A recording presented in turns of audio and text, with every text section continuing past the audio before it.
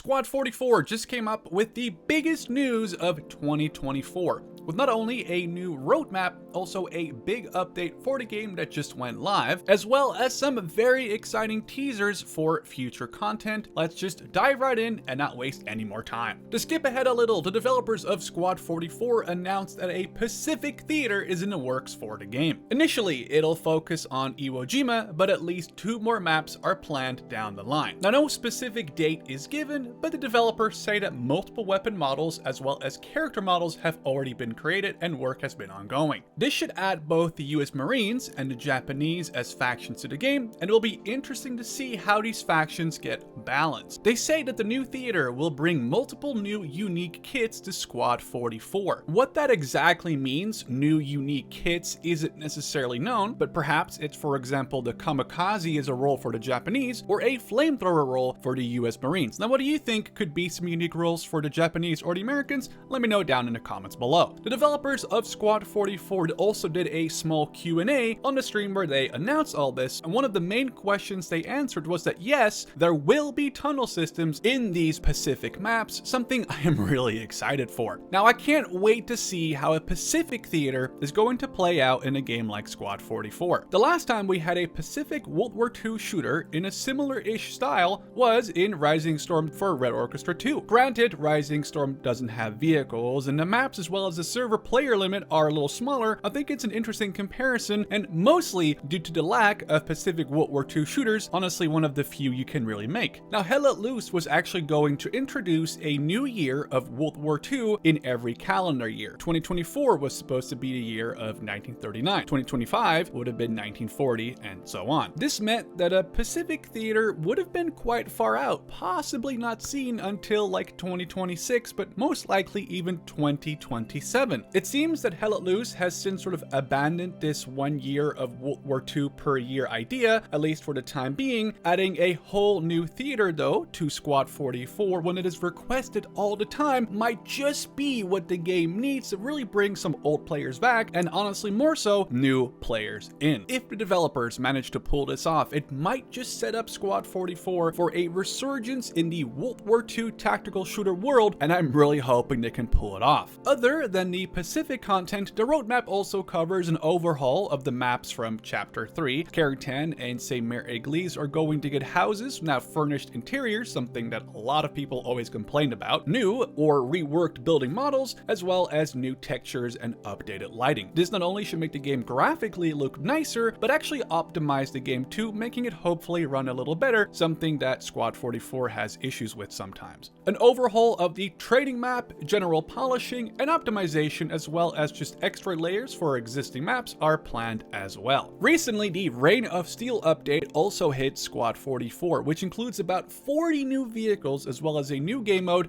and an overhaul to the Utah Beach invasion mode. This adds scripted events like dummy landing craft to add to the feel and immersion of the beach landings and more. In the new Frontline mode, the attackers have small missions to complete while advancing into enemy held territory. These can be as simple as like building something, destroying a bunker, or destroying an AT gun. After the first missions are done, the attackers advance on to the next ones. However, the location of these objectives are not known until they are unlocked, at least not to the attacker. The defenders, however, know from the beginning of the match where the next objectives of the attackers are going to be if they advance beyond their current objectives. Initially, the attackers are at a huge disadvantage, not only having to dislodge entrenched defenders, but also doing so at a ticket disadvantage compared to the defenders. After completing several missions, the attackers will gain tickets as well as more time to hopefully be able to complete any future ones that they are given. When the attackers complete a mission, the front line gets pushed forward, and the defenders are then forced to retreat, and any and all of their fobs inside the now attacker part of the new front line are destroyed. The red zones on the map are the areas that are blocked off and no fobs can be built there. This means that over time, as the round goes on, the defenders will have less and less room to build and deploy, whereas the attackers will gain more and more ground as the game goes on and allows them to widen their offensive. So now about the huge vehicle update as part of the just released Reign of Steel update. This is actually a collaboration between the Squad 44 developers and a community member called Internoto, who has actually been featured in multiple of my Squad 44, or at the time Post Scriptum videos. His Project Variety mod adds a ton of different vehicles to the game, and now the developers have officially added this to the base game with some additional changes. Besides the new vehicles, which we'll get into in a second, the ability to now ride tanks as infantry and even use the roof-mounted weapons on some vehicles is now actually in the game. This means that tanks are no longer just fire support, but even a rather interesting way of transporting infantry around the map, either in a pinch or just to help protect the tank. Certain vehicles have also been given smoke launchers as well, allowing for interesting and new plays around the blocking of line of sight. I hope that the Chapter Red devs can take the tank rider part and use that for their T-34s and KV-1s, as that would really enhance that Soviet Red Army feel for the mod. No news, by the way, about whether or not Chapter Red will be an official part of Squad 44, but if any news comes out on that, I will definitely let you guys know. So in terms of new vehicles in the Reign of Steel update, here is a picture with a quick overview. I'm just going to give you a non-complete list of a bunch of the new ones added that I just thought were interesting to mention. The Jagdpanzer 30 AT, also known as the Hetzer, this is obviously a very small tank destroyer with a very formidable gun,